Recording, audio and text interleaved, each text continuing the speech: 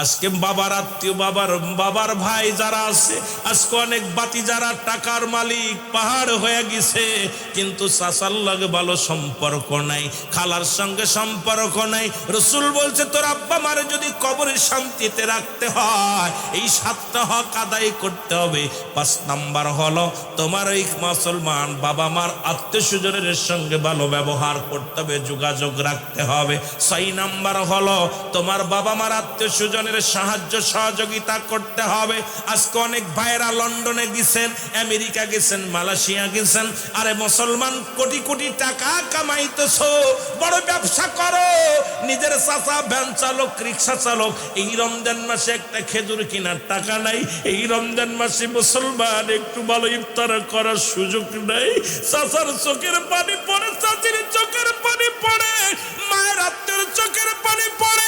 তোর মতো ধনীর কপালে ছাতার বাড়ি যুবক, শুনে না আমার রাসূল বলছে তোমার পিতা মাতার আত্মীয় স্বজনের সাহায্য সহযোগিতা করতে। আজকে আমরা ধনী হয়ে গেছি কিন্তু আত্মীয় স্বজনের ধার ধারি না, মার আত্মীয় চিনি না, বাবার আত্মীয় চিনি না, মার বোন খালারও চিনি না, খালাতো ভাই বোনটাও চিনি না। ও মুসলমান পরিচয় দেওয়া লাগে, তোর আব্বা মা তো কবরে শুয়ে আছে, কি জবাব দিবি আল্লাহর দরবারে? এই জন্য রাসূল বলছে 6 নাম্বার হলো তোমার বাবা মার আত্মীয় স্বজনের সাহায্য সহযোগিতা করা। 7 নাম্বার হলো তোমার আব্বা মার কবরটা বেশি বেশি করে সময় করে জিয়ারত করা। জোরে জোরে চিল্লায়া বলা যাবে না মারহাবা। এখন আমি আপনাদেরকে জিজ্ঞাই, কে কে ফজরের নামাজ পড়ে আব্বা মার জিয়ারতটা করছেন?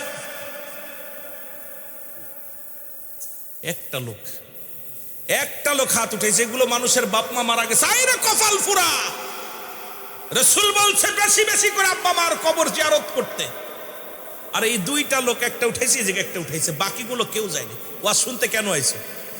ওয়াজ শুনে লাভ কি? তোমার বাবা তোমার মার পাশে দাঁড়ানোর সুযোগ পাও নাই, তোমার আব্বা মার জিয়ারত করার সুযোগ পাও নাই। আসরে কে কে গেছেন? আসরে ওই একজন। আপনারা মনে করছেন আপনারা শান্তি থাকবেন? মৃত্যু ব্যক্তি অভিশাপ দিলে ওই সংসারে শান্তি হয় না, সংসার উন্নতি হয় না। আব্বা মা যখন কষ্টে থাকে কবরে, ওই সংসারে লক্ষ লক্ষ টাকা কামাইবেন, উন্নতি হবে না, স্বামী স্ত্রী মহব্বত থাকবে না, সন্তান আপনার কথা শুনবে না, মেয়ে আপনার মুখ হাসাবে, ছেলে আপনার মুখ হাসাবে, মানুষ আপনাকে অবহেলা করবে, সমাজের মধ্যে আপনি মর্যাদাপূর্ণ ব্যক্তি হবেন না, কারণ আপনার পিতামাতা কবরে কষ্টে আছে। কষ্টে আছে। কোথায় আসলাম ওয়াজ করতে? আহারে, এই জমিনের ভিতরে মানুষগুলো এত নিষ্ঠুর, আব্বা মার জন্য দেয়নি, সবাই কবরে বসে বসে সারাদিন বড় অপেক্ষা আছে, আমার ছেলে, আমার মেয়ে, আমার প্রতিবেশী, আমাকে ভুলে যেও না। এই 7টা হক আপনারা আদায় করতে পারেন। এই 7টা হক, ইন্তেকালের পরে হলো 7টা হক, সর্বশেষ হকটা হলো আব্বা মার কবরটা রাসূল বলছে বেশি বেশি করে জিয়ারত করতে। জোরে বলেন না মারহাবা। সময় ফেলে নামাজ, ওয়াজ শেষ করে কবরের পাশে দাঁড়াবেন।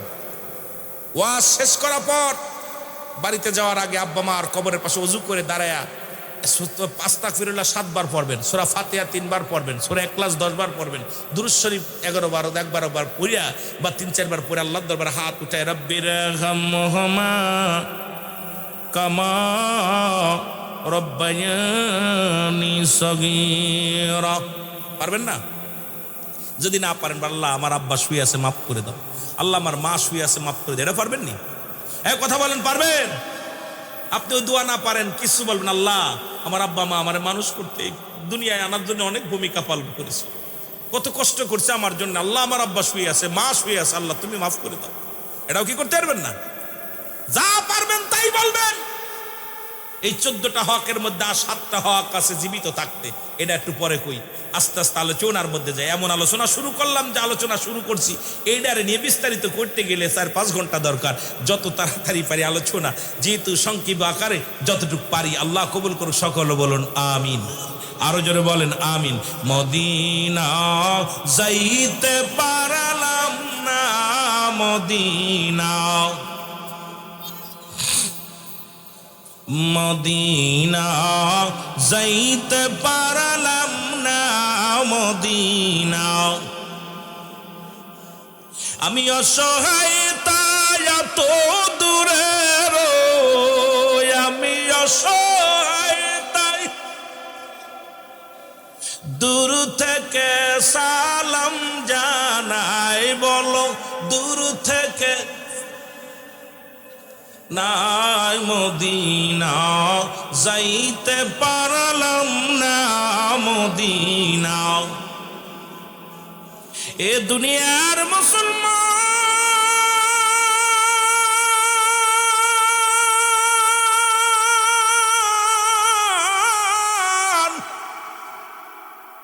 বলতেছিলাম 4 নাম্বার হলো পিতা মাতার প্রতি শ্রদ্ধাশীল হও। রাসূল বলছে গনিমতের মালের মত আব্বা মাজারা পাইলা। আজকে অনেকেই বাবার মুখটা দেখে নাই, অনেকেই মার মুখটা দেখে নাই। অনেক সন্তানেরা জন্ম নিয়ে মার বার দেখতে পায় নাই, বাবার মুখটাও দেখে নাই।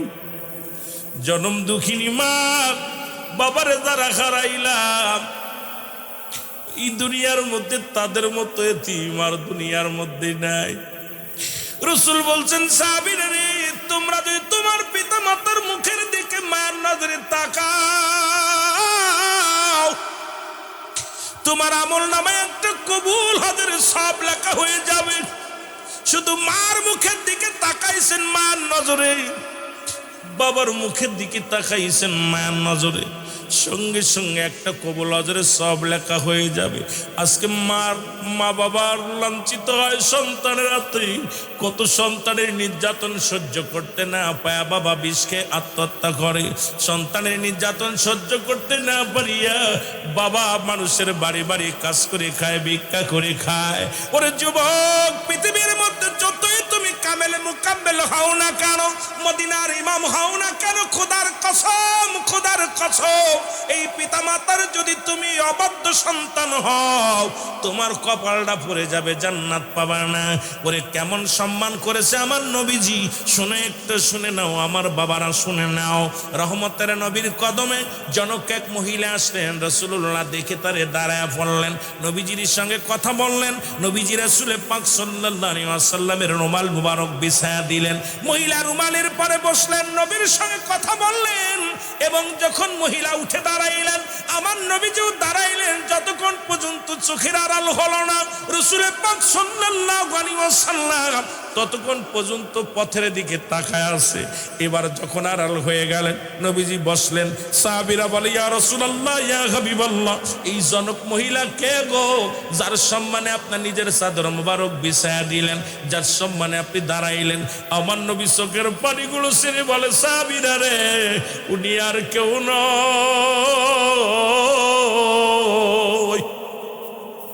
উনি আমার দুধমা হালিমাতুস সাদিয়া। একজন দুধমাকে কেমনে সম্মান করতে হয় রাসূল সেটা শিখা গেছে রে।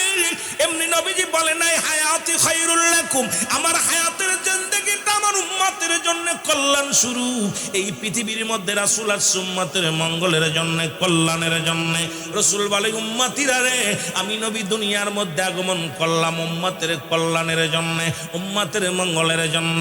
আমার নবীকে আবার দুনিয়া থেকে বিদায় নিলাম। ও ফাতি খায়রুল লাকুম, ও মায়াতি খায়রুল লাকুম। নবী কা উম্মতিরা রে, আমি নবী দুনিয়া থেকে বিদায় নিলাম, এটা আমার উম্মতের জন্য কল্যাণ স্বরূপ। সুতরাং যে নবীর মহব্বত, যে নবী শিক্ষা দিলেন, আজকে সেই পিতা মাতার প্রতি রাসূল বলছে গনিমতের মালের মতো। সবার কপালে মা আসে না, সবার কপালে বাবা জোটে না, চিরদিন বেঁচে থাকে না। যখন তোদের আব্বা মা পাবি, এমন ভাবে খেদমত করবি রে।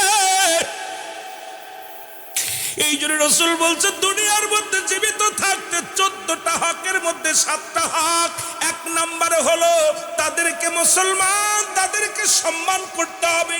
1 নম্বর হলো তাদেরকে এমন সম্মান করতে হবে, কিসের রাজা, কিসের মন্ত্রী, কিসের এমপি, কিসের পীর সাহেব, কিসের মৌলভী সাহেব। কারণ পৃথিবীর মধ্যে আমার বাবা আমার কলিজার টুকরা, আমার মা আমার কলিজার টুকরা, আমার মা আমার মাথার তাজ, আমার বাবা আমার মাথার তাজ। রাসূল বলছে 1 নম্বরে তাদেরকে মর্যাদার আসনে, 1 নম্বর তাদের শ্রদ্ধা করতে হবে, তাদের মর্যাদার আসনে বসাইতে হবে, তাদের সাথে কোনো তুলনা হবে না। 1 নম্বর তাদেরকে মর্যাদা দিতে হবে রে মুসলমান। 2 নম্বর তাদের মনে প্রাণে ভালোবাসতে হবে। ওই লিপসন ভালোবাসলে চলবে না। এ যুবক, আমি আজকে এইগুলো যদি এই 14টা হকের উপর আলোচনা করি, রাত কেটে যাবে, আলোচনা শেষ হবে না। 2 নাম্বার হলো মুসলমান, তাদেরকে মনে প্রাণে ভালোবাসতে হবে। 3 নাম্বার হলো মুসলমান, শুনে নাও, তাদেরকে সুখে শান্তিতে রাখতে হবে। কোন কাজ করলে তোমার বাপ সুখী হয়, কোন কাজ করলে তোমার মা সুখীতে রাখতে হবে রে মুসলমান। 4 নাম্বার হলো তাদের কথা মেনে চলতে হবে, তাদের কথার বাইরে চলা যাবে না। বাবা মা যখন যে হুকুম দিবে একমাত্র জিনা ব্যতীত, যদি জিনা করতে বলে এইটা করা যাবে না। ও যুবক, আবার আজকে দেখলাম, বড় কষ্ট পাইলাম, আমার দেশের ফেনীর মধ্যে এক মহিলা, তার স্বামী বারণ করছে, তুমি খবরদার তুমি ভোট দিতে যেও না। উনি মহিলা গাদ্দাবি করে ভোট দিতে গেছে। এই মহিলা তো নিজের স্বামীর ওয়াদা ভঙ্গ করেছে, নিজেই পাপী হয়ে গেছে, জাহান্নামী। এখন সরকারি আইন কি হলো জানার বিষয় না। স্বামীর হুকুম একমাত্র অমান্য করা যাবে। স্বামী যদি জিনায় লিপ্ত হতে বলে এটা করা যাবে না। মুসলমান বাকিগুলো, স্বামী যদি নামাজ পড়তে ডিস্টার্ব করে এটাও যদি না করে গুনাহ হবে না। স্বামীর হুকুম মানে নাই। ওই মহিলা যতই তুমি আজকে বড় মাতবাড়ি করার বুরকা পরো, শুনে নাও, স্বামীর হুকুম অমান্য করার কারণে তুমি জাহান্নামী। তোমাকে তো তালাক দিয়েছে শরীয়ত মোতাবেক, ঠিক আছে। এখন সরকারি আইন যদি অন্য উল্টা দেয়, কিছু তো করার নাই। যদিও বাংলাদেশ এটা মুসলিম রাষ্ট্র, সেই আইনের অনুযায়ী তুমি তালাক হয়ে যাও। স্বামীর কথা মান্য করার সঙ্গে সঙ্গে স্বামী যদি তালাক দিয়ে দেয়, এর জন্য কোনো দোষণীয় নাই, কারণ তুমি নিজেই পাপিষ্ঠ মহিলা, তুমি স্বামীর কথা মান্য করেছ, তুমি নিজেই গুনাহগার হয়ে গেছো। জোরে জোরে চিল্লায় বলো ঠিক কিনা। কত বড় বিয়াদব! স্বামী বলছে তোমাকে যেতে হবে না, ও বেগানা পুরুষের মধ্যে ড্যাম্মা যা ভোট দিতে গেছে। যদি এই কথাগুলো বলি হয়তো অনেকের গায়ে লাগবে। খোদার কসম, বেগানা পুরুষের চেহারা দেখা হারাম, বেগানা নারী চেহারা দেখা হারাম। এই ওয়াজ তো বাংলাদেশে করা যাবে না। যাদের সঙ্গে দেখা করা জায়েজ তাদের সঙ্গে বিয়ে করা হারাম, যাদের সঙ্গে দেখা করা জায়েজ তাদের সঙ্গে বিয়ে করা হারাম, হারাম, হারাম। যাদের সঙ্গে দেখা করা হারাম তাদের সঙ্গে বিয়ে করা জায়েজ। আজকে তুমি ভোট কেন্দ্রে গেলা, বেগানা পুরুষ দেখলা, তোমার স্বামী বারণ করছে, ইসলামের বিধান মেনে যদি বারণ করে, তোমার স্বামী ইসলাম সঠিক মানছে, তোমার স্বামী ইসলামের বিধান মানছে, তুমি স্বামীর কথা অমান্য করে, তুমি তোমার স্বামীকে অপেক্ষা না করে, স্বামীর হুকুম অমান্য করে তুমি বাইরে গেছো, তোমার জন্য তালাক তোমার স্বামীর দেওয়া ফরজ হয়ে গেছে। যদি বলেন ঠিক কিনা। এইটা নিয়ে আবার খুব লাফালাফি করতেছে মহিলা। অধিকাংশ নারী জাহান্নামে যাবে স্বামীর কথা অমান্য করার কারণে। আমি যাব যদি সময় পাই, যদিও আমার মুরব্বী বলছে যে বাদান একটু দিকে টাচ দিও, দেখা যাক দৌড়াইতে কোন দিকে যাওয়া যায় 12টা পর্যন্ত, ঠিক কিনা। একটু মহব্বতের সঙ্গে আল্লাহুম্মা সাল্লি আলা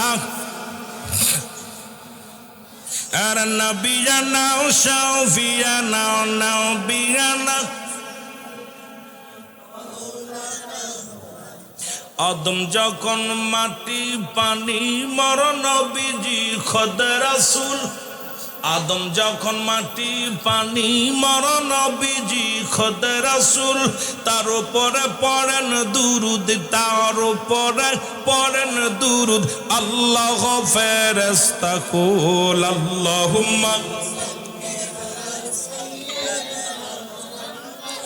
নবিয়ানা ওয়া শাফিয়ানা সাল্লু আলাইহি ওয়া সাল্লিমু তাসলিমা, সাল্লু আলাইহি ওয়া সাল্লিমু তাসলিমা। পাক কালামের ঘোষণা, নবীর উপর পড়েন দুরুদ, নবীর উপর পড়েন দুরুদ। আল্লাহ পাকের ঘোষণা আল্লাহুম্মা সাল্লি আলা জোরে আর নবিয়ানা শাফিয়ানা নবিয়ানা। আর জোরে বলেন আল্লাহুম্মা সাল্লি আলা।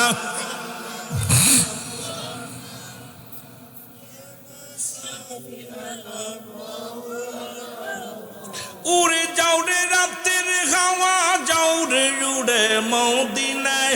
উড়ে যাও রে রাতের হাওয়া, যাও রে উড়ে মদিনায়। এ গোলামের সালাম খানি, এই গোলামের সালাম খানি পৌঁছাই দিও মদিনায়। আল্লাহুম্মা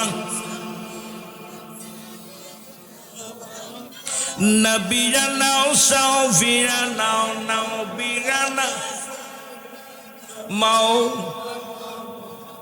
এ দুনিয়ার মুসলমান,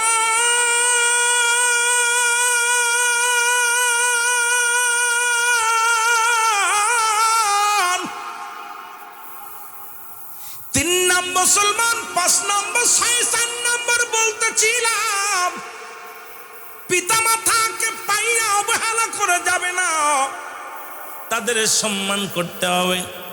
আর ওদের কথা বলতে যাইয়া মনে হয় 4 নম্বরে গিয়েছিলাম, তাদের কথা মেনে চলতে হবে, তাদেরকে সুখে শান্তিতে রাখতে হবে। 5 নম্বর হলো তাদের সুখে শান্তিতে রাখতে হবে। 6 নম্বর হলো মুসলমান শুনে নাও, এই পৃথিবীর মধ্যে তাদের প্রয়োজনীয়তা পূরণ করা লাগবে। 7 নম্বর হলো বাবা মার সঙ্গে মুসলমান এই দুনিয়ার মধ্যে বেশি বেশি যোগাযোগ করতে হবে। রসুল বলছে তুমি তোমার আব্বা মার সঙ্গে বেশি বেশি করে যোগাযোগ করবা। বিদেশে আসো, ঘন্টার পর ঘন্টা বোর লগে কথা বলো, বয়ে মুসলমান ছেলের লগে কথা কও, মেয়ের লগে কথা কও। দূর থেকে জন্ম দুঃখিনী মা সে দেখে আর বলে আল্লাহ কি সন্তান পেটে রাখলাম, একবারও মার কথা জিগাই না। বাবাকে আল্লাহ কি সন্তান জন্ম দিলাম, বাবার কথা একবারও জিগাই না। ও যুবক, তুমি বাড়িতে বাজারে কি সাইয়া মাকে পাইলা সালাম দাও, আসসালামু আলাইকুম মা। ও মা, আমি আইসি, বাড়ি আসছি। তুমি বাজারে থেকে এসে বলো মা বাড়ি আইসি, হাট থেকে বাড়ি এসে বলো মা বাড়ি আইসি। বিদেশ থেকে ফোন দাও, ঢাকায় চাকরি করা এসে আগে মা বাবার খোঁজ নাও। রসুল বলছে তোমাদের আব্বা মার সঙ্গে বেশি বেশি করে যোগাযোগ রাখবা। আরে মুসলমান শুনে নাও, যোগাযোগ করলে কি হবে? তুমি বিদেশ থেকে আইয়া ফোনটা দিচ্ছ, আগে ধরছে তোমার বিবি, বিবিকে বলো ও বিবি আগে আমার মাকে দাও, আমার মার সঙ্গে কথা বলেনি। মারকে নিয়ে ফোনটা যখন দিবে, প্রতিবেশীর কাছে যে বলবে আমি বড় সুখী রে, এমন সন্তান আমি জন্ম দিছি। বিদেশ থেকে আমার কলিজার টুকরা ফোন দেয়, আগে আমার লগে কথা না বলে বোর লগে কথা বলে না, আমার লগে কথা না বলে আমার নাতির লগে কথা বলে না, পুতির লগে কথা বলে না। সে তোমার বাবাই বলবে মসজিদ ইমাম সাহেব হুজুর আমার কলিজার টুকরা সন্তান মালয়েশিয়াতে আছে, ফোনটা দিলে আগে চায় আমারে আমার কলিজার টুকরা সন্তানের জন্য দোয়া করবেন। দোয়াকে চেয়ে নেওয়া লাগে রে যুবক, এমন আদায় করে নিতে হবে। এই 7 নাম্বার হলো নবীজি বলছে তোমাদের পিতা মাতা আল্লাহর বিধানগুলো জানিয়ে দিছে, তোমাদের আব্বা মার সঙ্গে যোগাযোগ বেশি বেশি করবা। জোরে জোরে চিল্লায়া বলা যাবে না মারহাবা। এই যে 14টা হকের কথা বলে দিলাম, জীবিত থাকতে 7টা আর এন্তেকালের পরে 7টা। এই 14টা হক যদি আপনারা আদায় করেন, একটা ওয়াজ হয়ে গেল আপনাদের জন্য। আজকের বছরটা ওয়াজ আমাদের এইটা কালেক্ট করতে পারলেই আপনি ধন্য হয়ে গেলেন। এটাই তো আমরা করতে পারতেছি না। এখন বর্তমান বলতেছিলাম মুসলমান যে 5টা জিনিস ধরে রাখতে বলেছে, যে 5টা জিনিস ও মুসলমান রসুল বলছে গনিমতের মালের সঙ্গে তুলনা করেছে, সেই 4 নাম্বার হলো পিতা মাতা এই দুনিয়ার মধ্যে যারা পাইল, তারা যেন সেই রকম এমন ভালোবাসা বাসবে। সারা পৃথিবী একদিকে, তোমার মা বাবা একদিকে। এখন কত বড় মুনাফিক সন্তানেরা কয় বউ বড় না মা বড়, কার লগে কারে তুলনা দেয়। পৃথিবীর মধ্যে মার সঙ্গে কোনো তুলনা হয় না, বাবার লগে কোনো তুলনা হয় না। রসুলের সাহাবী হযরত আলকামা রাদিয়াল্লাহু তাআলা উনি মৃত্যু শয্যায় সজ্জিত। 4 নাম্বার বলতেছি, 5 নাম্বার আর একটা বাদ আছে, একটু ধৈর্য ধরেন। বুঝতেছেন তো ওয়াজ? বুঝা নিয়ে নেবার কথা, না বুঝলে আইসা তো লস। কেন আপনাদের থেকে প্রায় 700 কিলো দূরে, 700 কিলো দূরে, এত দূর থেকে বক্তা নিয়ে আইছেন। এখন বক্তার কথা যদি না বোঝেন, ইয়েস নো ভেরি গুড 3টা জিনিস বুঝলেন খালি, তাহলে কাজ হইল না। বোঝা যায়? কথা বলে না, বোঝা যায়? আমি আপনাদের ভাষায় কথা বলতেছি, কারণ আপনাদের ভাষা আমি বুঝি। আশা কথা বলতে বলতে মাশাআল্লাহ আপনাদের ভাষাগুলো ধরে ফেলেছি, সুতরাং বেশি এলোমেলো হবে না আশা করি। বাকিটা আল্লাহ পাক ভালো জানে। মহব্বতের সঙ্গে দুরূদ শরীফ পড়েন আল্লাহুম্মা।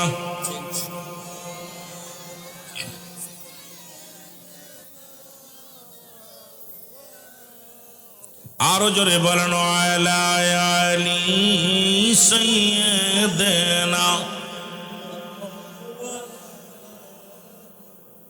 হযরত আলকামা রাদিয়াল্লাহু তাআলা মৃত্যু শয্যায় সজ্জিত গো। আলকামার মৃত্যু হয় না। রাসূলের কাছে সাহাবীরা এসে বলে, ইয়া রাসূলুল্লাহ, ইয়া হাবিবাল্লাহ, নবী গো, ও দয়াল নবী, আপনার আলকামা মৃত্যু শয্যায় সজ্জিত, কিন্তু মরণও হয় না, কালেমাও পড়তে পারে না নবী গো। আমার নবীজি সাহাবীদেরকে ডাকতে বলে, সাহাবীরা রে, তাড়াতাড়ি যাও, আমার আলকামার চারিপাশে দাঁড়ায়া দাঁড়ায়া দোয়া করো, বইয়া বইয়া দোয়া করো, বেশি বেশি কালেমা পাঠ করো, বেশি বেশি দুরূদ শরীফ পাঠ করো। রাসূল বলছে, মানুষ যখন মৃত্যু শয্যায় সজ্জিত হয়, এই মানুষটার পাশে দুনিয়াবি কোনো গল্প করবা না, দুনিয়াবি কোনো আলোচনা করবা না, কারণ মৃত্যু শয্যায় আপনি আর ফিরে আসবে না। 5টা লক্ষণ যখন দেখবেন, মনে করবেন আপনার আব্বার আর ডাক্তার কবিরাজে কাজ হবে না, মালাকুল মউত চলে আসছে। এই মালাকুল মউত চলে আসছে মুসলমান। আর সর্বশেষ নাম্বার হলো, যখন মালাকুল মউত আসে, তখন যখন মাস্টার ইবলিস এমনভাবে তারে ছলনা দিতে থাকে, ঈমান হারায়া যেন দুনিয়া থেকে বিদায় নেয়। এই জন্য রাসূল বলছে, যখন কোনো মানুষ মৃত্যু শয্যায় সজ্জিত হয়, তোমরা বেশি বেশি করে আব্বা মার জন্য দোয়া করবা, পাশে বসে বসে দুরূদ শরীফ পড়বা, দোয়া পড়বা, কালেমা পড়বা। আলকামার জন্য সাহাবীরা বলে, আমার নবী বলে, সাহাবীরা রে, তোমরা যাও, আমার আলকামার চারিপাশে দাঁড়ায়া দাঁড়ায়া দোয়া করো, বইয়া বইয়া দোয়া করো, বেশি বেশি করে কালেমা পড়ো, কোরআন শরীফ তেলাওয়াত করো। সারাদিন অতিবাহিত হয়ে গেল, কিন্তু আলকামার মৃত্যু হয় নাই। রাসূলের কাছে ফিরে আসলেন সাহাবীরা, এসে বলে, ইয়া রাসূলুল্লাহ, ইয়া হাবিবাল্লাহ, আপনার আলকামার তো মৃত্যু হয় নাই, কালেমাও পড়তে পারে না, এবারও কষ্ট পায়, আর মৃত্যু যন্ত্রণা কত কঠিন। আল্লামা মুফতি আমজাদ আলী সাহেব একটা কিতাব লিখলেন, কিতাবের নাম বাহারে শরিয়াত। এই কিতাবের মধ্যে বর্ণনা করলেন, দুনিয়ার মানুষ শুনে নাও, মানুষ যখন সাধারণ মৃত্যুবরণ করে, 70টা তাজা উটের গায়ের চামড়া জবাই না করিয়া উল্টো দিকে টান দিয়া লবণ আর মরিচ লাগা দিলে যতটুক যন্ত্রণা হয়, এর চাইতে 70 গুণ যন্ত্রণা হলো একটা সাধারণ মৃত্যু। এখন আমরা যারা মরণকালে পায়খানা করে দিই, আমরা যারা মরণকালে প্রস্রাব করে দিই, আমরা যারা মরণের সময়, যুবকরে চোখ দুটি বড় বড় হয়ে যায়, মরণের সময় জিহ্বাটা বড় হয়ে যায়, তাদের মরণটা কত কঠিন হয়। এ আমার যুবক ভাইরা, আমার রাসূলের কাছে সাহাবীরা এসে বলে, নবী গো, আলকামার মৃত্যু হয় না, কালেমাও পড়তে পারে না। রাসূলুল্লাহ দুটি হাত উঠা দিয়েছে, রব্বে কারীম, তুমি আমার আলকামারে মাফ করে দাও। আল্লাহ বলে, জিবরিল তাড়াতাড়ি যাও, আমার হাবিবকে যে বলো, আমার হাবিব যেন আজকে হাতটা নামায় নেয়, কারণ আজকে তার দুয়ার কবুল হবে না, কারণ এই দুনিয়ার মধ্যে এখনো তার মা জিন্দা আছে। জোরে বলো মারহাবা। এর মা বাবার কথা মতো যে জন চলে না, বলো মা বাবার কথা মতো। আল্লাহ নবীজির দয়া তারা পাবি না বাইরে, আল্লাহ নবীজির দয়া। আরো জোরে জোরে বলেন, আল্লাহ নবীজির দয়া।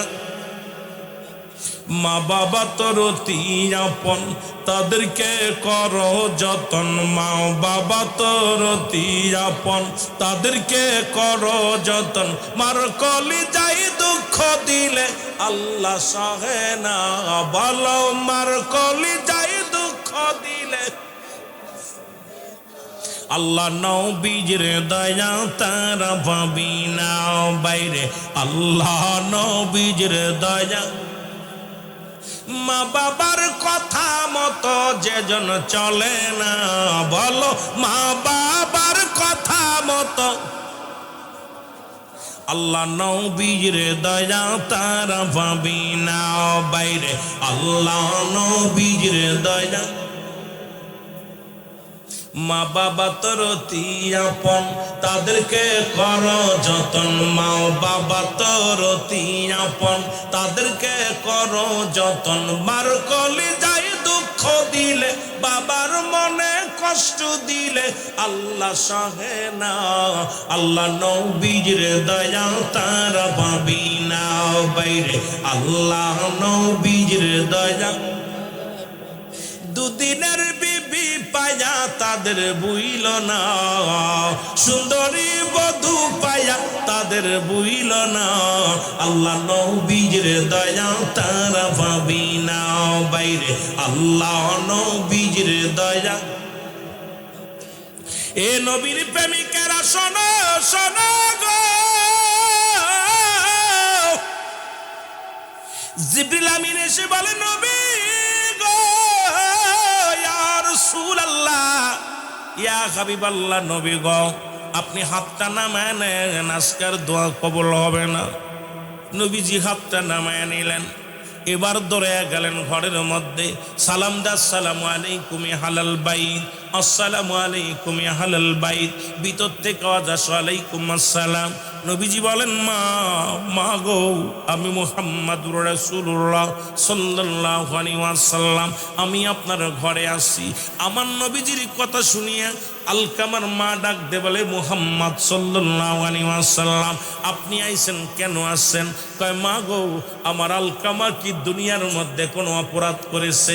ডাক দে বলে ইয়া রাসূলুল্লাহ, ইয়া হাবিবাল্লাহ, খোদার কসম আমার জানা মতে আমার আলকামা জীবনে এক ওয়াক্ত নামাজ ছাড়ে নাই। খুব খেয়াল করবেন, আমার আলকামা জীবনে একটা হজ কবুল, একটা হজ কাজা দেন নাই। আমার আলকামা একটা মুস্তাহাব আমল কাজা করেন নাই। আমার আলকামা জীবনে একটা গালি দেয় নাই। আমার আলকামা দুনিয়ার মধ্যে একটা রোজা কাজা দেয় নাই। আমার আলকামা বড় আমলদারি রে। আমার নবীজি ডাকতে বলে মা গো তাহলে আমার আলকামার এত মৃত্যু যন্ত্রণা, এত কষ্ট হয় কেন গো মা? এরে ডাকতে বলে মা তুমি আমার আলকামারে মাফ করে দাও, কারণ আল্লাহ রাব্বুল আলামিন আমাকে জানাইছে তুমি ঘরের মধ্যে এখনো জীবিত আছো। সুতরাং মা গো তোমার আলকামারে তুমি মাফ করে দাও। আলকামার মা ডাকতে বলে আল্লাহর নবী,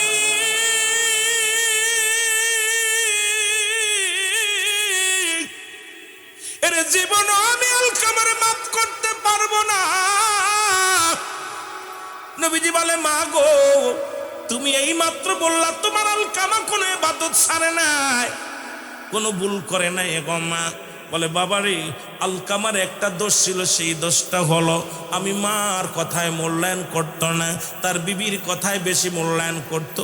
আজকে আমরা অনেক বাবারা বোর কথা শুনে মাকে গালাগালি করি, বাবার উপরে রাগ করি। খবরদার তোদের পায়ে ধরে বলে যায়, তোদের হাতে ধরে বলে যায় ও বাজার এমন দরদি বান্ধব আর পাবি না দুনিয়ার মধ্যে। বিনা স্বার্থে যদি ভালোবাসে সে একমাত্র দুঃখিনী মা বাবা ছাড়া আর কেউ হতে পারে না, পৃথিবীর মধ্যে আর কেউ হতে পারে না রে মুসলমান।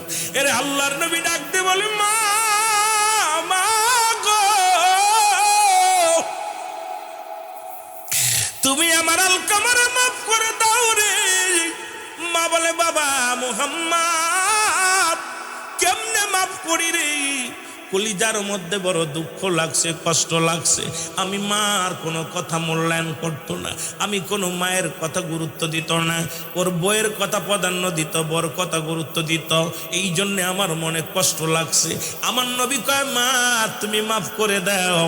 ও বাজানেরা খুব খেয়াল করবেন, শুধু বোর প্রতি গুরুত্ব দেওয়ার কারণে মার মনে কষ্ট লাগছে, এর জন্য আলকামার মরণ যন্ত্রণা হয়, মৃত্যু হয় না, কষ্ট করেন। ও মুসলমান বাবারা মানুষ শুনে নাও, আল্লাহর নবী ডাকতে বলে মা, মা গো তুমি মাফ করে দাও। বলেন না আরে আমি মাফ করতে পারবো না। আমার নবী বলে সাহাবীরা রে তোমরা খড়ি আনো, জলদি করে খড়ি আনো। খড়ি আনা হলো, আগুন নিয়ে আসো, আগুন আনা হলো, একটা চিতা বানানো হলো, আগুনগুলো সাজাইয়া আগুনগুলো দাও দাও করে জ্বলতে শুরু করলো। নবীজি বললেন আমার আলকামার দেহটা আগুনের মধ্যে দিয়া পুড়ায়া দাও, কারণ ইন্তেকালের পরে তো জাহান্নাম। কারণ পৃথিবীর মধ্যে যত আমল করেছে সব বরবাদ হয়ে গেছে রে। যতক্ষণ পর্যন্ত মা দুঃখিনী ওনার উপরে রাজি নাই, এই সন্তান সব বরবাদ করে ফেলেছে। সুতরাং জাহান্নামে চলে যাবে, তার আগুনে পোড়ায়া দাও। যখন তার আগুনের মধ্যে দেওয়ার জন্য সন্তানকে নিয়ে সাহাবীরা দুঃখিনী মা তাকায় দেখে রে আগুন দাও দাও করে জ্বলে, কলিজার টুকরা সন্তানের নিয়ে যা আগুনের দেওয়ার জন্য একটা চিৎকার বেরে বলে, আল্লাহর নবী রে, মার নবী রে, আমি জনম দুঃখিনী মা, দুনিয়ার মধ্যে জিন্দা থাকতে রে কলিজার টুকরা সন্তানের আগুনের মধ্যে দিও না, আমি মা সহ্য করতে পারবো না, দুনিয়ার সব উল্টোটি আমি দুঃখিনী মা আমার সন্তানের মাফ করে দিলাম। সঙ্গে সঙ্গে আলকামার জবান দিয়ে কালেমা বাইর হয়ে গেছে, লা ইলাহা ইল্লাল্লাহু মুহাম্মাদুর রাসূলুল্লাহ সাল্লাল্লাহু আলাইহি ওয়াসাল্লাম। মুহাব্বতের সঙ্গে দুরূদ শরীফ পড়ুন, আল্লাহুম্মা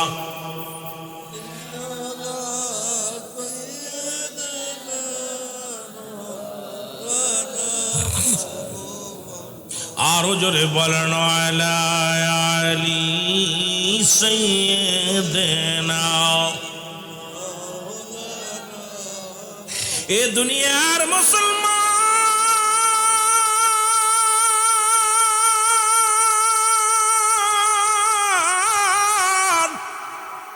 সুতরাং 4 নাম্বার নবীজি বললেন অতি জরুরি অতি গুরুত্ব হলো পিতামাতা পাইয়া তাদের সেবা যত্ন করা, মহব্বত করা, ভালোবাসা। এই গনিমতের মালের সঙ্গে তুলনা করলেন। 5 নাম্বার হলো মাহে রমজান। জোরে জোরে চিল্লায় বলা যাবে না মারহাবা, আর একটু জোরে জোরে চিল্লায় বলা আল্লাহু আকবার। এই যে ব্যক্তি মাহে রমজান মাস পেল, সে যেন অন্য মাসের তুলনায় বেশি বেশি দান খয়রাত করে, সেজন্য বেশি বেশি ইবাদত বন্দেগী করে। নবীজি বললেন ওই গনিমতের মালের সঙ্গে তুলনা করলেন মাহে রমজান মাস। কারণ আপনার জীবনে এই বছরটা আসছে মাহে রমজান, আগামী বছর নাও আসতে পারে। এই মাসের মধ্যে 3টা গুরুত্ব বিষয় দিছে, একটা হলো রহমত, একটা হলো মাগফিরাত, একটা হলো নাজাত। এই মাহে রমজান মাসের গুরুত্ব রাসূলুল্লাহ বলছে, মুসলমান শুনে নাও। এই মুসলমান 20টা মোট ফজিলাত, এই ফজিলাতের কথা বর্ণনা করতে গেলে সময় লাগবে, তবু একটু বলে যায়। 1 নাম্বার হলো রাসূল বলছে সবচেয়ে বড় ফজিলাত সবের কাজ, বড় নেকির কাজ হলো 1 নাম্বার। রাসূল বলছে তোমরা রমাদান মাসের রোজা দেখে রোজা রাখবা, রোজা ছাড়বা। রমজান মাসের রোজা যখন চাঁদ দেখবাই, চাঁদ দেখে রোজা রাখতে বলছে আমার রাসূল। কিন্তু এখন তো আমরা চাঁদ দেখার জন্য পাগল নয়, আমরা ছোট্টবেলা যখনই রোজার চাঁদ দেখার জন্য, ঈদের চাঁদ দেখার জন্য ঘন্টার পর ঘন্টা মুসলমান পশ্চিম আকাশের দিকে তাকায়া থাকতাম। এখন থাকি শুধু মিডিয়ার দিকে তাকায়া, কখন মোবাইলে নিউজ আসবে, আগামীকাল সেহরি খাবা, আগামীকাল তোমরা রোজা রাখবা। না রে মুসলমান না, আমার নবী বলছে তোমরা চাঁদ দেখে রোজা রাখো। 1 নাম্বার ফজিলাত হলো, মোট হলো 20টি ফজিলাত। এই 20টি ফজিলাতের মধ্যে 1 নাম্বার হলো রোজা। মুসলমান ওই চাঁদ দেখতে হবে। দ্বিতীয় হলো যখন চাঁদ উঠবে তখনই রোজা রাখতে হবে। ও মুসলমান 2 নাম্বার হলো রোজা রাখতে হবে। 3 নাম্বার হলো ইফতারি করতে হবে। ইফতারি করতে হবে, রাসূল বলছে ইফতারিটা অতি গুরুত্ব, সেটা হলো খুব দ্রুত করতে হবে, সবাই মতো ইফতারি করতে হবে। মুসলমান ইফতার সেহরি করতে হবে। আমার বাবারা আমার শুনে নাও, এই যে সেহরি করতে হবে খুব একদম বিলম্ব করে, যখন দেখবেন শেষ সময় সেহরি করা হলো উত্তম মুসলমান সুন্নাত। আর উত্তম সময় হলো সময় মতো, ঠিক মতো, সময় মতো একদম তাড়াহুড়া করে ইফতার করা হলো সুন্নাত। আমার দেশে দেখা যায় অনেক মা বোনেরা আছেন, বিরাজ করছে তো করছে, মিসাক করছে তো করছে, আজান শেষ, নামাজও শেষ, উনি কলে এখন হাত মুখ ধোয়। আরে মা বোনেরা শুনে নাও, এই সময়টা খুব গুরুত্বপূর্ণ। এই সময়টা বাবা আদম আলাইহিস সালাম দোয়া করেছিলেন, রব্বানা যালামনা আনফুসানা ওয়া ইল্লাম তাগফির লানা ওয়া তারহামনা লানাকুনান্না মিনাল খাসিরিন। জোরে জোরে চিল্লা বলা যাবে না আল্লাহু আকবার। রাসূল বলেছেন, মুসলমান শুনে নাও, এই 20টা ফজিলাত আগে রোজার ফজিলাত গুলো শোনো। ওই যে 5 নাম্বার হলো মাহে রমাদান মাস, এটা ওই গনিমতের লগে তুলনা করছে। এটা যখন আসবে, যার জীবনে এসে গেছে, খবরদার ছাড়বি না, বেশি বেশি করে ইবাদত করবি। এই মাসে বেশি বেশি দান খয়রাত করবি, বেশি বেশি নফল বন্দেগী করবি, বেশি বেশি সুন্নাত ইবাদত করবি, বেশি বেশি আল্লাহরে ডাকবি, কারণ এই পাঁচটা আগামী বছর আসতেও পারে নাও পারে। এই পাঁচটা হলো মোট গুরুত্ব দিয়েছে মুসলমান নবীজি। এই পাঁচটার মধ্যে শেষটার কথা শোনো, এই শেষটা হলো মোট 20টা ফজিলাত রয়েছে রে যুবক আমার বাবারা, আমার বিস্তারিত আলোচনা শুনে নাও। এইটা হলো মুসলমান, ওই সেহরি করতে হবে, সেহরি করতে হবে। আমার দেশের অনেক বাবারা আছেন এই ভুলটা করেন, ওই সেহরি করতে দেখা যায় ঘুমায় গেছেন, না রে বাজান না। রসুল বলছে সেহরির শেষ সময় দেরিতে করবে, একটু দেরি করে করবে, কারণ সেহরিও শেষ এই যে মাসানের সময় হয়ে যাবে। নামাজ জামাতে পড়বে পুরুষ, একাকার করে মহিলারা নামাজ পড়বে, নামাজটা পড়ে ঘুমায়া যাবে। ও মুসলমান শুনে নাও, এর একটা ভুল করি আমাদের দেশে অনেক বাবারা আমার, দেখা যায় এই সেহরিটা যদি কোনো ব্যক্তি না করতে পারে, রোজাও রাখে না।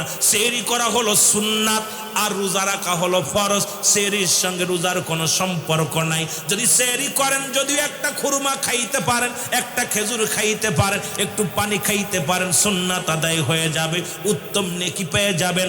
কিন্তু রোজা হলো আপনার ফরজ, এই ফরজ রোজা ভাঙ্গা যাবে না, ফরজ রোজা আদায় করতে হবে। অনেকেই সেহরি খাইতে পারেন, ওদিন রোজায় রাখে না, জোরে বলেন ঠিক কি না? এটা পল্লীর মধ্যে বেশি ভুল হয়, এইটা নিয়ে বেশি গুরুত্ব দরকার আলোচনা, যেগুলো একান্ত প্রয়োজন, একান্ত জরুরত, যে মাসলা মাসাইল দিয়ে আলোচনাগুলো প্রয়োজন। আমার বাবারা আমার শুনে নাও, এইটা ভুল করা যাবে না। আমার বাবারা আমার শুনে নাও, আরেকটা এইরকম ফজিলাতগুলো শুনে নাও, বর্ণনা করে শুনে নাও। আরেকটা হলো তারাবির নামাজ, এটাও কিন্তু সুন্নাত, কিন্তু অনেকেই দেখা যায় তারাবির নামাজ যদি না পড়তে পারে রোজা রাখে না। আইরে কপাল পুরা, তারাবির নামাজের সঙ্গে রসুল দিনের বেলা রোজা রাখতেন, রাত ভরে ইবাদত করতেন, নামাজ পড়তেন। এই 20 রাকাত তারাবির নামাজ, এটা পড়া আপনার জন্য সুন্নাত, এটা সুন্দরভাবে আদায় করবেন। এটা আমার রসুল আদায় করেছে, আপনারাও আদায় করবেন, সাহাবীরা আদায় করেছে, আপনারা আদায় করবেন। সুতরাং যদি কোনো ব্যক্তি বিশেষ কোনো কারণে তারাবি পড়তে পারেন না, কিন্তু রোজা ভাঙবেন না। অনেকেই ভুলটা করে, তারাবি পড়তে না পারলে ওই দিন রোজায় রাখে না, জোরে বলেন ঠিক কি না? আছে না বাবা? কথা কয় না কেন? আছে না? এ যুবক, ফজিলত হলো, শুনে নাও, এই রোজা রাখা অবস্থায় রসুল বলছে শোনো শোনো,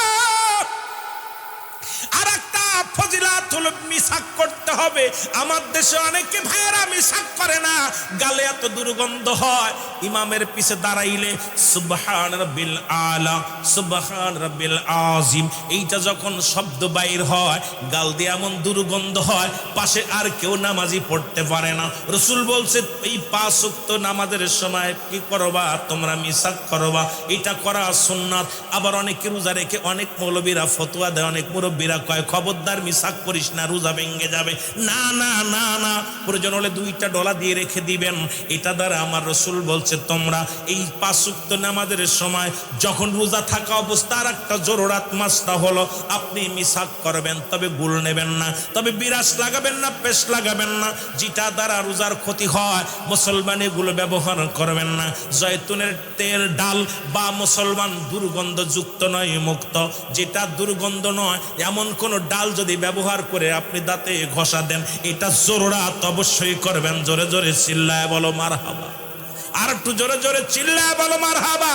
এ মুসলমান, ফজিলত হলো, আমার নবী বলছে মায়ের রমাদান মাসে সবচেয়ে গুরুত্ব হলো এই মাসে বেশি বেশি করে ইবাদত করতে হবে।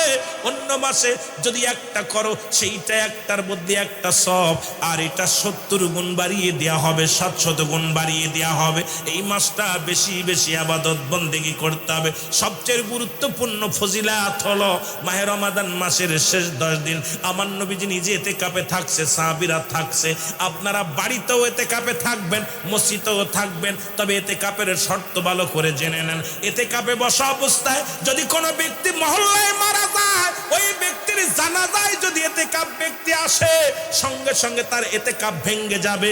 কিন্তু আমার দেশে যে সমস্ত ডিজিটাল ইতিকাফে বসে, বইয়া বইয়া মোবাইল টেপে বল লগে কথা কয়, বিবির লগে কথা কয়, বাড়ির লগে কথা কয়, ছেলের লগে কথা কয়, এই কপালপুরা তোরা ইতিকাফে বসতে কইছে কিনা? ইতিকাফে বসা অবস্থায় যদি কোনো ব্যক্তি মহল্লায় মৃত্যুবরণ করে, তার জানাজায় যাওয়ার সঙ্গে সঙ্গে মসজিদ ছেড়ে সে জানাজায় শরীক হয়েছে, সঙ্গে সঙ্গে এতেকাপ ভেঙে যাবে। কিন্তু আমার দেশে দেখি এতেকাপে বইয়া কিছু পারুক আর না পারুক ও গল্প করে, ও বয়া বয়া বই এমন ভাবে আবদ্ধ থাকে। এতেকাপ শব্দের অর্থ আবদ্ধ থাকা, মরে যাওয়া, মৌ একদম নিজেকে নিজে বিলিয়ে দেওয়া। কিন্তু এতেকাপে বসা অবস্থায় ও গল্প গুজব করতেছে, ও গান গাচ্ছে, ওর মতো চলতেছে। এরপরে ডিজিটাল এতেকাপ, কথা বুঝেননি? এই মহল্লায় এতেকাপে যদি কোনো ব্যক্তি একজন বসে সবার এই ফরজে কিফায়া, সবার জানাজার নামাজ যেমন পড়লে শরিক হলে, একজন শরিক হলে মহল্লা সবাই দায় মুক্ত হয়ে যাবে, তদ্রূপ একটা মসজিদে, মহল্লার কোনো মসজিদে যদি কোনো একজন ব্যক্তি এতেকাপে বসে সবার আদায় হয়ে যাবে। আর যদি না বসে সমস্ত মুসল্লি গুনাহগার হয়ে যাবে। কথা বুঝেননি? কিন্তু আমার দেশে যা এতেকাপে বসা দেখি, ওই বৈশা দেখি যে বসে বসে মোবাইল টিপতেছে, এরপরে গল্প করে বয়ে বয়ে টুকটুক করে গল্প করে, ওরে ঘাট ধরে বেড়ে দেবেন মসজিদ থেকে, দরকার নেই তোর এতেকাপ, বারো। এ মুসলমান শুনে নাও, রাসূল বলছে সবচেয়ে গুরুত্ব হলো, ফজিলাত হলো শেষের 10টা দিন এতেকাপে থাকা, বদ্ধ থাকা। তারপরে গুরুত্ব হলো মুসলমান সবচেয়ে জরুরাত মাসটা হলো, শুনে নেন, রাসূল বলেছেন এই শেষের 10টা দিন বেজররাত দেখে দেখে ইবাদত করা। কারণ এই মাসটা ওই আপনি প্রথম কি করবেন, 21 রাত, 23 রাত, 25 রাত, 27 রাত, 29 রাত, এই বেজররাত দেখে দেখে আপনি কি করবেন, আপনি কদর তালাশ করবেন এই মাস। এ দুনিয়ার মুসলমান,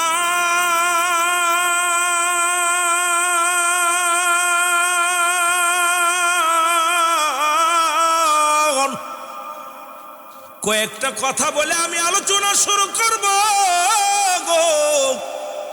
যেহেতু মাহে রমাদান মাসের আগে আর হয়তো এলাকার মধ্যে আর মাহফিল নাই, এই রমাজান মাসে 3টা ভাগে ভাগ করলেন। একটা হলো রহমত, আর একটা হলো মুসলমান মাগফিরাত, আর একটা হলো নাজাত। রহমত, মাগফিরাত, নাজাত, এই 3টা ভাগে ভাগ করলেন।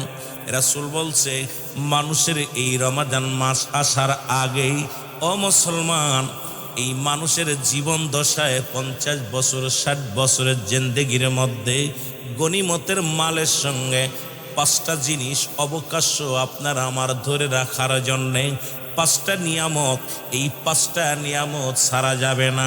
যেমন গনিমতের মাল পাইলে, যেমন সাহাবীরা যুদ্ধের ময়দানে যখন পরাজয় করলেন বাতিলদের, গনিমতের মাল যখন রাসূল নিতে বললেন, যে যেটা পারলেন তদ্রূপ তখন সেটা ধরে নিলেন। তদ্রূপ এই পৃথিবীর মধ্যে আপনার জীবন দশায় এই 50 বছর 60 বছরের জিন্দেগির মধ্যে 5টা অবকাশ আপনার জন্য জরুরাত। এই 5টা জিনিস অবশ্যই আপনাকে পালন করতে হবে যদি আল্লাহর জান্নাতে যেতে চান, যদি শান্তিতে থাকতে চান। এই মাহে রমাদান মাস আসছে, এই মাসটা আমাদের জন্য অতি গুরুত্বপূর্ণ মাস। এই মাসের মধ্যে বরকতপূর্ণ আছেন, এই মাসের মধ্যে 20টা ফজিলাত আছে, সেই ফজিলাতগুলো আমাদের জানার দরকার। এরপরে আমি মূল আলোচনায় চলে আসবো। আপনাদেরকে যুবক বাবারা সকলে ধৈর্য ধরে বসবেন। বাস্তবতা নিয়ে আলোচনা করব, সামাজিকতা নিয়ে আলোচনা করব। আমাকে বলেছেন হুজুর মেয়েদেরকে নিয়ে একটু বলবেন, যদি সময় পায় রব্বে কারিম দয়া যদি করে অবশ্যই বলার চেষ্টা করব। রব্বুল আলামিন যেন গোলামের জবান দেয়া সুন্দর কথা বলার তৌফিক দান করে। জোরে জোরে চিল্লায়া বলা যাবেন আল্লাহু আকবার। এ মুসলমান গভীর মনোযোগ, রাসূল বলছে এর মধ্যে 1 নাম্বার হলো যৌবনকাল রে। 5টা অবকাশ, যে 5টা জিনিস ধরে রাখতে হবে, গনিমতের মালের মতো পাইলে এটা ধরতে হবে, নিতে হবে। আমি আপনাদেরকে যে কথাগুলো বলি, অনেক যুবক বাবারা আছেন, এই জন্য আপনাদের জানাইতে হবে। কারণ গত বছর এসেছিলাম, একটা চুলও পাকে নাই, এবছর অনেকগুলো চুলের মধ্যে পাকন ধরছে। তার মানে আর বুঝতে বাকি নাই আগামী বছর আসতে হয়তো বাঁচবো কি বাঁচবো না জানি না, যে কোনো মুহূর্তে মরণের চিঠি আসতে পারে। জোরে জোরে চিল্লায় বলেন যুবক। 1 নম্বরে হলো তোমার যৌবনকাল। রাসূল বলছে যৌবনকালের ইবাদত, এই 18 বছরের মানুষ যাবে জান্নাতি, 16 বছরের যুবতীরা হবে জান্নাতি। যৌবন বয়সে ইবাদত বন্দেগী করলে সবচাইতে বেশি খুশি হয় আমার আল্লাহ। যৌবন বয়সে একবার আল্লাহ বলবা, এই বুড়া বয়সে 1000 বার বলবা, সেই পরিমাণ ফায়দা লুটতে পারবা না। এই জন্য যৌবন বয়সের গুরুত্ব দিছে আমার আল্লাহ রব্বুল আলামিন, রাসূল গুরুত্ব দিছে যৌবন বয়সটাকে। এই বয়সটা পাইয়া যেন অবহেলায় না হারায়। জোরে জোরে চিল্লায়া বলা যাবে না আল্লাহু আকবার। এক নম্বরে হলো যৌবন কাল। ও যুবক, এই যৌবন কালটা যদি কোনো ব্যক্তি দেখেন সরকারি কর্মকর্তা হন, আপনি সরকারি চাকরিজীবী হন, এই যৌবন কালে আপনি দুনিয়ার মধ্যে সরকারকে আপনার জীবনটা দিয়ে দিলেন, শেষ বয়সে হিসাব ভাতা পাইলেন, কিন্তু যৌবন কালটা ইবাদত বন্দেগী করলে সবচেয়ে রব্বে কারীম বেশি খুশি হয়ে যায়। এই জন্য রাসূল তো নিজেই বলছে, যে ব্যক্তি আমার কাছে 2টা ওয়াদা করবে, আমি নবী তারে হাত ধরে জান্নাতে নিয়ে যাব। এক নাম্বার হলো 2 গালের মধ্যবস্তু যেটা জিহ্বা, আর একটা হলো 2 পায়ের মধ্যবস্তু যেটা লজ্জাস্থান, পুরুষ লিঙ্গ স্ত্রীলিঙ্গ। এই 2টা জিনিস যে ব্যক্তি অপচয় করবে না, ও মুসলমান বেহুদা খরচ করবে না, আল্লাহর নবী ওয়াদা করছে আমি তারে জান্নাতে নিব। এখন রাসূলুল্লাহর সঙ্গে কি জান্নাতে যেতে চান কি চান না? এ যুবক, দিলের কান্ডা লাগা শোনো গো, এই যৌবন বয়সে যেটা সম্ভব, বুড়ো বয়সে সেটা সম্ভব নয়। এই যৌবন বয়সে যত রুকু সিজদা যত সঠিকভাবে দিতে পারবে, বুড়ো বয়সে এরকম দিতে পারবে না। এই যৌবন কালে যা তুমি পারবা, বুড়ো বয়সে সেটা পারবা না। এই জন্য রাসূল বলছে, গুরুত্ব দিছে 5টা বিষয়ের উপরে, তার মধ্যে 1 নাম্বার হলো যৌবন কাল। এই যৌবন কালটা মুসলমান, এই যৌবন কাল সরকারে দিতে পারলে পেনশন দিয়ে দিবে। এই যৌবন কালে সম্পদ গুছাইতে পারলে বুড়ো বয়সে খাওয়া যাবে। এই যৌবন কালে ইবাদত বন্দেগী করলে, এই যৌবন বয়সের ইবাদত বন্দেগী নিয়ে রব্বে কারীমের কাছে যায় মুসলমান কৈফিয়ত দেওয়া যাবে। এই যৌবন কালের গুরুত্ব এই জন্য অনেক বেশি দিছে। এই যৌবন কালে মুসলমান গভীর মনোযোগ, এই যুবক বয়সে, যুবতী বয়সে রব্বে কারীমের বেশি বেশি গোলামি করতে হবে। জোরে জোরে চিল্লায় বলা যাবে না আল্লাহু আকবার। এ মুসলমান শোনে নাও, দিলের কান্ডা লাগা শোনো। বেশি বিস্তারিত আলোচনা করতে গেলে, একটা নিয়ে আলোচনা করতে গেলে সময় লাগবে, ঘন্টা 2 লেগে যাবে। শুধু আমি উদাহরণগুলো দিয়ে যাই। 2 নাম্বার হলো দুনিয়ার মধ্যে মুসলমান শুনে নাও, 2 নাম্বার হলো ইবাদত, সুস্থতা মানুষের দেহের মধ্যে। মুসলমান এই সুস্থতা একটা বড় নিয়ামত। এই 5টা নিয়ামত পাইলে গনিমতের মলের মতো তোমরা আঁকড়ে ধরো। রাসূল যেটা বলে গেছেন ভালো করে শুনে নাও মুসলমান। এই যৌবন বয়স যেমন ইবাদত বন্দেগীতে মশগুল হও, এইবার তুমি সুস্থতা থাকা অবস্থায় বেশি বেশি ইবাদত করো। মুসলমান গভীর মনোযোগ। মুসা আলাইহিস সালামের কাছে আল্লাহ ডাকতে, আল্লাহকে মুসা নবী ডাকতে বলে, রব্বি কারীম, ও আমার আল্লাহ, আপনি যদি আল্লাহ মুসা হন, আমি যদি আল্লাহ হই, আমার কাছে কি চাইবেন? আমার আল্লাহ কয়, নবী মুসা রে, তুমি কোশ্চিন কালো আল্লাহ হতে পারবা না। নবী মুসা কয়, রব্বুল আলামিন, তুমিও তো মুসা হতে পারবা না, তবে আপনার কাছে জানতে চাই, আপনি যদি সত্যি প্রকৃত, আপনি যদি নবী হন, আপনি যদি নবী হন, আমি যদি আল্লাহ হই, আমার কাছে আপনি কি চাইবেন? আমার আল্লাহ বলে, নবী মুসা রে, সর্বপ্রথম আমি চাইব শারীরিক সুস্থতা। এই যে রাসূল বলছে, তোমাদের যৌবন বয়স তো আছে, সেই সাথে যখন তুমি সুস্থতা থাকবে, বেশি বেশি গনিমতের মালের মতো এই সুস্থ বয়সে, সুস্থ অবস্থায় বেশি বেশি রব্বে কারীমের গোলামি করবা। জোরে জোরে চিল্লায় বলেন মারহাবা। আজকে যার ডায়াবেটিস আছে, তো নামাজ ঠিক মতো পড়তে পারে না, প্রস্রাব ফোটে ফোটে পড়ে। মুসলমান শুনে নাও, যার মাজায় ব্যথা ঠিক মতো রুকু দিতে পারে না, যার মাজায় ব্যথা, কানে ব্যথা, ওই অসুস্থ যে ব্যক্তি আছে সেই জানে তার শান্তি নাই, খেয়ে শান্তি নাই, বসে শান্তি নাই, ঘুমায় শান্তি নাই। এই রাসূল বলেছে তোমরা যখনই সুস্থতা থাকবে এই সুস্থ দেহটার গনিমতের মালের সঙ্গে তুলনা করেছে রাসূল, তোমরা বেশি বেশি করে ইবাদত করবা। যখন অসুস্থ হয়ে যাবা দেখবা নামাজ পড়তে ভালো লাগে না, খাইতে ভালো লাগে না, ঘুমাইতে ভালো লাগে না, অসুস্থ দেহ নিয়ে শরীর চলে না। এই রাসূল এই জন্য বলছে যখন কোনো মানুষ সুস্থতা থাকবে এই সুস্থ বয়সে রব্বুল আলামিনের দরবারে বেশি বেশি প্রার্থনা করতে জোরে জোরে চিল্লায়া বলা যাবে না মারহাবা। কথা কি বোঝেন? সুস্থতা আল্লাহর একটা নিয়ামত। এই সুস্থতা অবস্থায় থাকতে, সুস্থ অবস্থায় যখনই থাকবেন বেশি বেশি নামাজ পড়বেন, বেশি বেশি কোরআন তেলাওয়াত করবেন, বেশি বেশি জিকির করবেন, বেশি বেশি আব্বা মার খেদমত করবেন, যতটুকু পারবেন বেশি বেশি করার চেষ্টা করবেন। রাসূল গনিমতের মালের সঙ্গে তুলনা করছে যে সুস্থতা মানুষ যখন দেহটা ভালো থাকে এই মানুষটা যেন এমন ভাবে আল্লাহর মশগুল হয়ে যায়, এমন ভাবে দ্বীনের পথে দায়ী হয়ে যায়, সে যেন দুনিয়ার অন্য কিছু বোঝে না, সে আখিরাতমুখী হয়ে যায়, সে যেন কবরমুখী হয়ে যায়, সে যেন আল্লাহমুখী হয়ে যায়, রাসূলমুখী হয়ে যায়। কিন্তু সুস্থ থাকলে খেলবেন তার জুয়া, আর সুস্থ থাকলে পরের মেয়ের পাঁচ পাঁচ করবেন, বুড়া বয়সে আইয়া অসুস্থ হইয়া হাসপাতাল তাইয়া মাজা চলে না, পেট চলে না, দাঁত নাই, সব নাই, অবসুস্থ হইয়া আল্লাহরে ডাকবেন, কাজে লাগবে না। এই জন্য সুস্থতা বড় একটা নিয়ামত। এই নিয়ামত পাওয়ার পর আপনারা বেশি বেশি ইবাদত বন্দেগী করবেন। রাজি আছেন তো? আরো জোরে বলেন রাজি আছেন তো? এ যুবক, রাসূল বললেন 3 নাম্বারটা হলো, 3 না 2 নাম্বার চলে গেল, 3 নাম্বার হলো অর্থ সম্পদ, টাকা পয়সা। ও বান্দা শুনে নাও, যখন তোমার হাতে আসবে তখন তুমি বেশি বেশি দিনের পথে ব্যয় করো, দান ধ্যান করো, মসজিদে দান করো, মাদ্রাসায় দান করো, তুমি কি করো মাহফিলে দান করো, গরিব অসহায়রে দান করো। এই যখন তোমার হাতে টাকা পয়সা আসবে, ইনকাম আসবে, অর্থ আসবে, তখন তুমি কি করো গনিমতের মালের মতো তুমি এগুলো কি করো বেশি বেশি করে দান খয়রাত করো। এই বুড়া বয়সে যখন তুমি এই ধন সম্পদ, এই যৌবন কালে টাকা পয়সা গুছায় রাখছো, আজকে সন্তানাদি বিদেশে পাঠাইলা, সন্তান ডাক্তার হলো, ইঞ্জিনিয়ার হলো, বড় টাকার মালিক হয়ে গেল, ধন্না ধরে তাকায় থাকো 200 টাকার জন্য। বিকেল হলে ছেলেরে বলো 200 টাকা দাও, বাজারে যাব।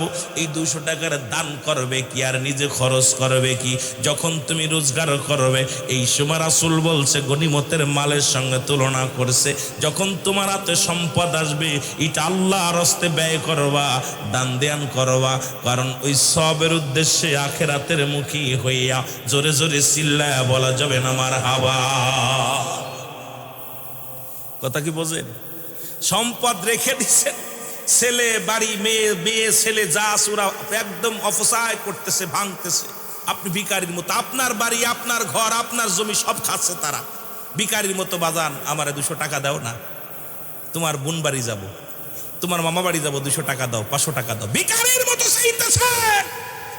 মসজিদে দানের জন্য ইমাম সাহেব বলছে কে কে কত দিবা? কয় ভাই ছেলের কাছে।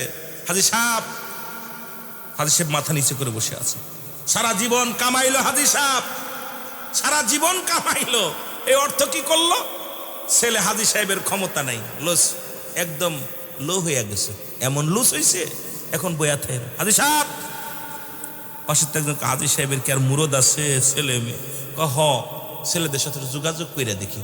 ওনার সম্পদ সব ভাইয়ের সম্পদ ছেলের কাছে জিগাইতেছে। ছেলে গুলো বাজান মুসলিম ইমাম সাহেব তো 500 টাকা ধরছে, এই নাও 100 টাকা নাও, দিয়ে দিও। 100 টাকা হাতের মধ্যে নিয়ে না পারছে দিতে, না পারছে বলতে। কারণ এই জন্য রাসূল বলছে তোমাদের অর্থ সবসময় আসবে না, অর্থ সবসময় মানুষের কাছে আসবে না।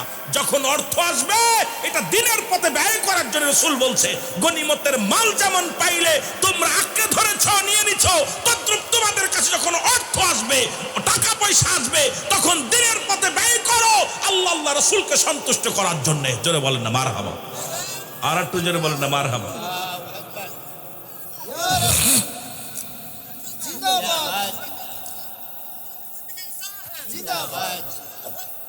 কথা কি বুঝতেছেন? এর এক একটা নিয়ে বিস্তারিত আলোচনা করলে আমি 1-2 ঘন্টা কাটাই দিতে পারবো, কিন্তু আপনাদের আমি লস করাবো না।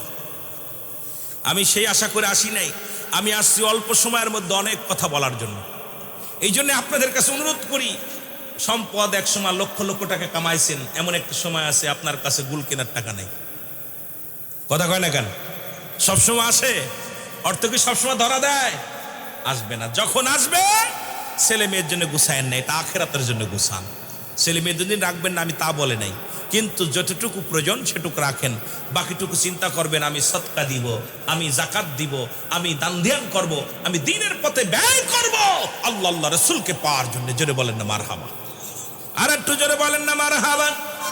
রাসূল বলছে গনিমতের মাল যেমন তোমাদের যেটা ধরবে, যেটা তোমার হয়ে যাবে, তদ্রুপ তোমার অর্থ তুমি দান করে যাবে। তোমার সম্পদ গুলো দিনের পথে যখন ব্যয় করে যাবে, এর একটা বেনিফিট তুমি পাবা, ওই সন্তান দিবে, ভাই দিবে, ছেলে দিবে। এই চিন্তায় থেকো না, কারণ তুমি আল্লাহর রাস্তায় তুমি দান করো। জোরে জোরে চিল্লায় বলো মারহাবা। 4 নাম্বার হলো রাসূল বলছেন তোমাদের পিতামাতা, পৃথিবীর মধ্যে যাদের আব্বা মা জীবিত আছে লক্ষ্য করে শুনবেন, যাদের আব্বা মা দুনিয়ার মধ্যে জিন্দা আছে, রাসূল বলছি পিতা মাতার নাফরমানি 3 শ্রেণী মানুষের দোয়া কবুল হয় না। তার ভিতরে 1 নাম্বার হলো পিতা মাতার নাফরমানি সন্তান, 2 নাম্বার হলো এতিমের মাল ভক্ষণকারী, 3 নাম্বার হলো হিংসুটে মানুষ। রাসূল বলছে তোমাদের পিতা মাতা যাদের জিন্দা আছে এত পরিমাণ ভালোবাসবা, এত পরিমাণ তাদের সম্মান করবা, এত পরিমাণ তাদের কাদর করবা। তোমার বাবা, তোমার মা, তোমার মাথার তাজ। কারণ নবীজি বলছে ও যুবক শুনে নাও, শুনে নাও, ওই পিতা মাতার নাফরমানি সন্তান কখনো জান্নাতে যেতে পারবে না। এই সন্তানের প্রতি, প্রতিটা বাবা মার প্রতি সন্তান তার 14টা হক রয়েছে। 7টা হক হলো ইন্তেকালের পরে, আর 7টা হক হলো দুনিয়ার মধ্যে জীবিত থাকতে। 7টা হক হলো ইন্তেকালের পরে। যাদের আব্বা মা দুনিয়ার মধ্যে নাই হাতটা উঠায় দেখাও, কার কার আব্বা নাই, কার কার মা নাই? যাদের আব্বা মা কেউ নাই, আরে কেউ, অনেক মানুষের আব্বা মা নাই, এতিম হয়ে গেছে। আমার রাসূল বলছে তোমাদের পিতামাতা যখন পাবে তাদের এত ভালোবাসবে, এত খেদমত করবা, ওই খেদমতে রব্বে কারীম রাজি হয়ে যাবে। জোরে জোরে বলেন মারহাবা। ওরে আমি যদি যাই গো মারা, আমি যদি যাই গো মারা বিদেশের মাটিতে, লাশটায় আমার পৌঁছাই দিও মায়েরই কোলেতে। বলো লাশটায় আমার পৌঁছাই দিও। বাজান গজল গাইলে সময় নষ্ট হবে আপনাদের, দ্রুত খুব বেশি বেশি গাওয়া যাবে না, 2-1টা হয়তো মাঝে মাঝে গাইব, শুধু আপনাদেরকে ভালোবাসা দেওয়ার জন্য। বলেন আমি যদি যাই গো মারা, আমি যদি বিদেশের মাটিতে, লাশটায় আমার পৌঁছাই দিও মায়েরই কোলেতে। বলো লাশটায় আমার পৌঁছাই দিও। গ্রামবাসী রে একটা দাবি করি তোমাদের কাছে, আমার মহল্লাবাসী রে আমি দাবি করি তোমাদের কাছে, জন্মের পরে যে কোলেতে রাখছে আমার মা, সেই মারে না দেখাইয়া আমার দাফন দিও না, আমায় কবর দিও না। জন্মের পরে যে কোলেতে রাখছে আমার মা, সেই মারে না দেখাইয়া আমার কাফন দিও না, আমার দাফন দিও না। আমার মায়ের মুক্তি দেখলে পারে, মায়ের মুক্তি দেখলে পারে শান্তি পাবো কবরে, লাশটায় আমার পৌঁছাই দিও মায়েরই কোলেতে। বলো লাশটায় আমার, আরো জোরে বলেন লাশটায় আমার পৌঁছাই দিও মায়েরই কোলেতে। ওরে আমি যদি যাই গো মারা, আমি যদি বিদেশের মাটিতে, লাশটায় আমার পৌঁছাই দিও মায়েরই কোলেতে। বলো লাশটায় আমার, এই জগতে মায়ের মতো নাই কেউ আপন।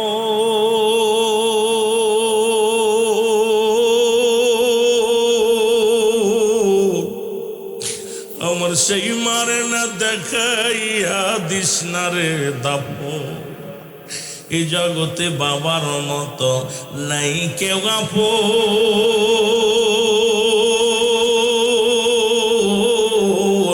সেই বাবা মারে না দেখাইয়া দিস না রে দাপন, আমার করাস না দাপন। আমার মায়ের মুখটি দেখলে একবার, আমার বাবার মুখটি দেখলে একবার শান্তি পাবো কবরে। লাশটায় আমার পৌঁছাই দিও মায়েরই কোলেতে, বলো লাশটায় আমার, আরো জোরে জোরে বলেন, লাশটায় আমার পৌঁছাই দিও মায়েরই কোলেতে। ওরে আমি যদি যাই গো মারা, আমি যদি বিদেশের মাটিতে, লাশটায় আমার পৌঁছাই দিও মায়েরই কোলেতে, বলো লাশটায় আমার। খালা বলো ফুফু বলো মায়ের মতো নয়,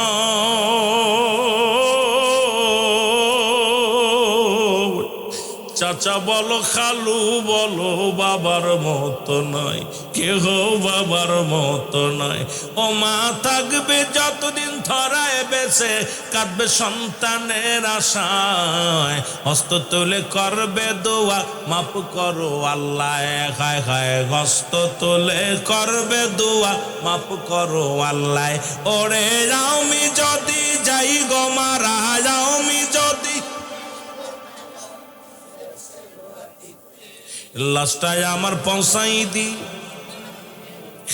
এ দুনিয়ার মুসলমান,